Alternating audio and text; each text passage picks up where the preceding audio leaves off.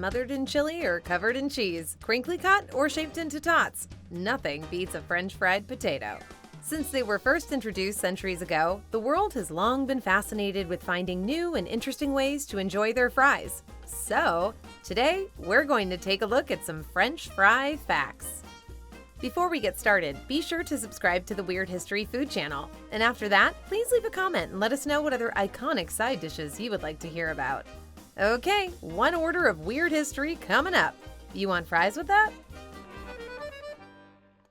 No one knows exactly when the first French fry made its debut, but before the 16th century, the potato wasn't even really considered edible, which isn't exactly surprising considering a raw potato looks and feels like a shoe.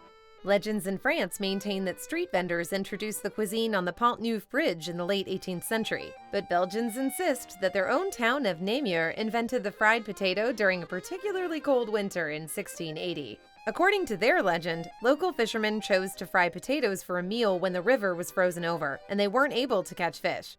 Hey, we can't prove it didn't happen. While we don't precisely know who to credit with the frying of the first potato, we do know that it was the French who introduced fried potatoes in multiple varieties to world cuisine. French army pharmacist Antoine-Augustin Parmentier began serving multiple dishes, including potatoes, to extensive guest lists at extravagant parties. Among these rumored guests were American founding fathers Thomas Jefferson and Benjamin Franklin. The goal was to draw attention to the undervalued spud, and it must have knocked everyone out of their buckled shoes, because today you can get them pretty much everywhere. Guess he was serving loaded potato skins. For Thomas Jefferson, one of the best parts of being American minister to France from 1784 to 1789 was the food. Sometimes referred to as America's first foodie, the third president of the United States loved French fries almost as much as he hated Alexander Hamilton. In fact, they were one of the 150 recipes his enslaved chef, James Hemings, brought back to America upon finishing his culinary training in Paris. In other words, TJ wanted to make sure he could keep stuffing his wigged face with crinkle-cut spuds in the comfort of his own Monticello. The recipe was called pommes de terre frites à crayon petites tranches, which translates to potatoes deep-fried while raw in small cuttings, and is entirely too many French words to throw at a humble narrator with no advance notice. This dish only has one distinct difference from what fry lovers consider the modern staple. Instead of elongated cuts, Jefferson's French fries were either sliced into thin, round discs or shaved into curly fries with a lemon peeler. So Thomas Jefferson, one of the most important founding fathers of the United States, was a curly fry man, which probably means he'd be an Arby's guy. It really makes you think. Fish and chips is as British as the Big Mac is American. And over in Great Britain, there are entire restaurants dedicated to serving fried fish with a side of the widely cut French fries known as chippies. Ew, Britain, get real slang. Stiff upper lip. Tally-ho. Interestingly, this incredibly popular dish might be a modern take on a dish introduced by Jewish refugees in the 17th century. According to legend, the group began frying potatoes when it was too cold to catch fish. Huh, that kind of sounds familiar. Are potatoes just what everyone reaches for when the fishing hole freezes over? Once the surrounding icy waters thawed out, they mixed the two entrees together and created the delightful takeaway meal now recognized throughout the world. To provide extra flavor, most fish and chips are served with lemon, malt vinegar, and tartar sauce.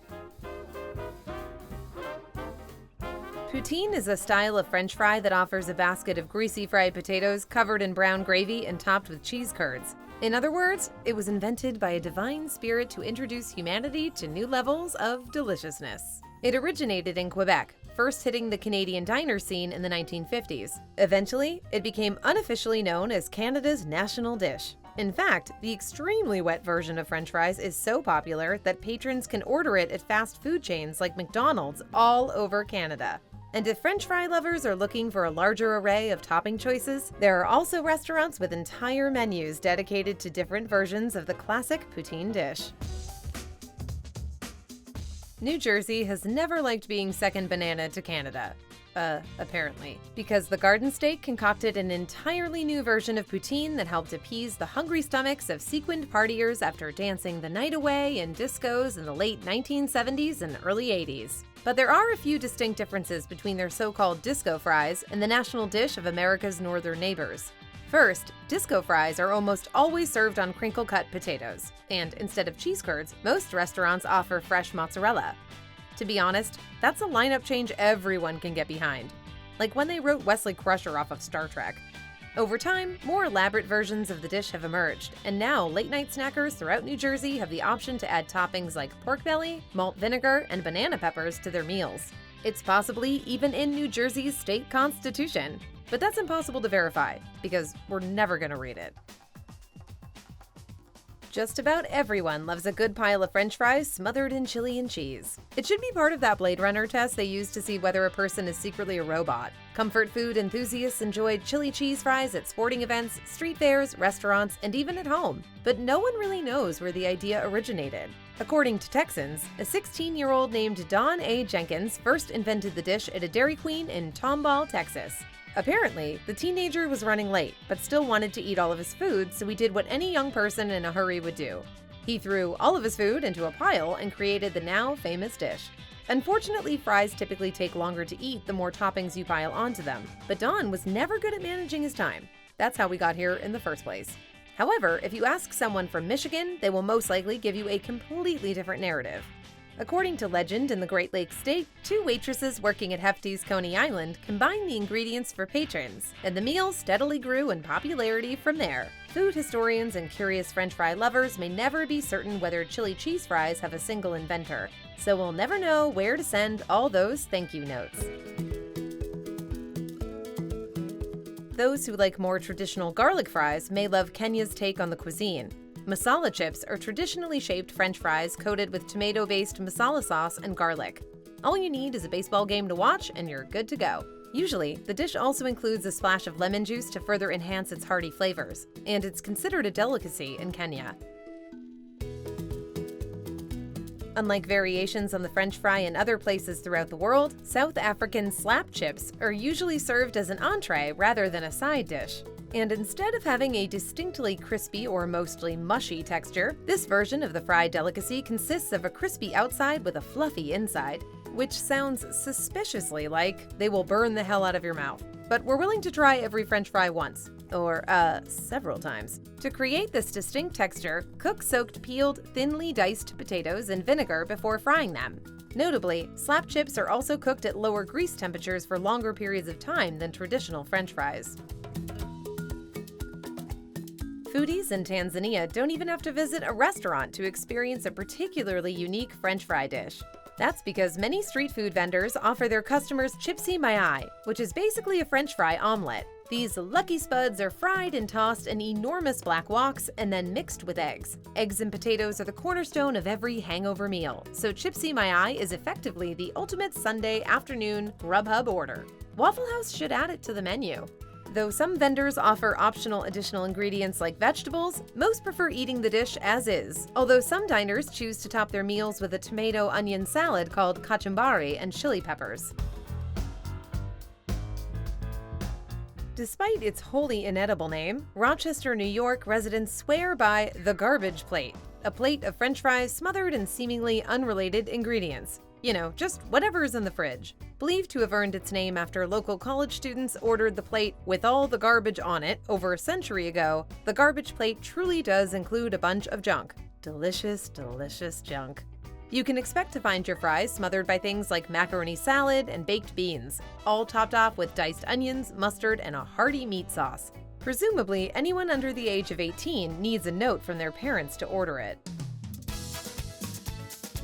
In Chile, French fry aficionados like to top their potato dishes with sliced meat, a fried or scrambled egg or two, and fried onions.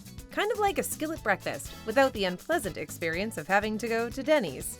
Chileans refer to the meal as choriana, and it is believed to have originated in Valparaiso. It's super popular, and many pubs and restaurants serve the sizable dish in shareable portions for late-night snackers looking to grab something filling before calling it a night.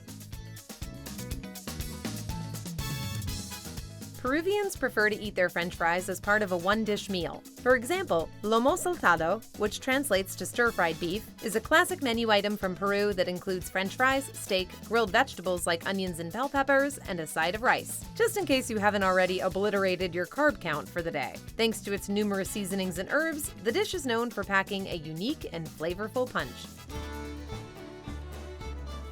When Irish snackers feel their stomachs starting to growl, they often reach for a pot of gold. Golden fried potatoes, that is. Ireland is home to a unique French fry dish that can only be experienced by visiting local street vendors. Curry chips are a comfort food staple, consisting of French fries smothered in a chip shop curry sauce and covered in cheese. Like many late-night snacks found in food trucks outside of bars and nightclubs in the United States, this specific mixture of ingredients can somehow only be created by the vendors who sell the popular dish. Many have tried to recreate the curry sauce at home, but few have succeeded. Why couldn't you too have put that recipe on everyone's iPhone instead of that album nobody wanted? Everyone who lives in California has an opinion on In-N-Out Burger, even though there's only one correct one, and the California-based chain decided to kick it up a notch when it came to serving fries with their burgers. Drive-thru patrons have the option to order their French fries animal style. This distinctive menu selection consists of a basket of French fries topped with a special sauce, grilled onions, and cheese, and presumably a sick drum solo for Dr. Teeth and the Electric Mayhem. Though the restaurant doesn't list its special sauce recipe on the website, burger enthusiasts have determined that the sauce, which looks and tastes a lot like Thousand Island dressing, is actually a mixture of mayonnaise, ketchup, sweet pickle relish, and a little bit of vinegar. So, Thousand Island dressing. Kinda still sounds like Thousand Island dressing. Those traveling to the Netherlands in search of a fresh take on French fries may find themselves locked in a battle with war fries. Not to be confused with the Black Sabbath song. That's what the song is called, right? Ketchup and mustard, two traditional American dipping sauces, aren't the most popular options in the Netherlands. Instead, menus include patatje oorlog, which are French fries coated with the option of a peanut satay sauce or mayo. Raw diced onions top the dish, creating an interesting flavor profile not regularly experienced in the rest of the world. It presumably also gives your breath the ability to stop a truck like the Incredible Hulk. Patatje oorlog directly translates to war fries because of the vast array of unseemingly unrelated flavors that are piled on top of this dish. The piled ingredients seem to battle for the most distinct note on the palate as the different flavors piled atop your French fries vie for dominance. In other words, whoever wins, we win. So what do you think? Which one of these styles of French fries would you like to try? Let us know in the comments below, and while you're at it, check out some of these other weird history food videos.